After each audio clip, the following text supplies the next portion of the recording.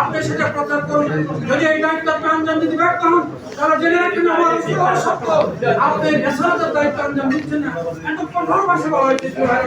আজকে আমরা কয়জন দাওয়া দিচ্ছি?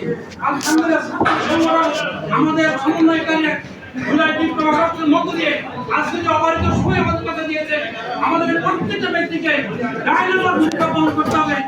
সারা পৃথিবীর যে শ্রেষ্ঠ ইসলামী স্কলার আপনারা জানেন যে ডক্টর জাকির নায়েক তিনি বলেছেন তার ছাত্রদেরকে, যদি তুমি তোমার জীবনে সর্বশ্রেষ্ঠ কোন পেশা নিবে সেই পেশাটি আমাকে জিজ্ঞাসা করো, তাহলে আমি বলবো যে তুমি তোমার ক্যারিয়ারকে গঠন করার জন্য দাঁড়িয়ে হওয়ার জন্য তুমি পরিকল্পনা গ্রহণ করবে।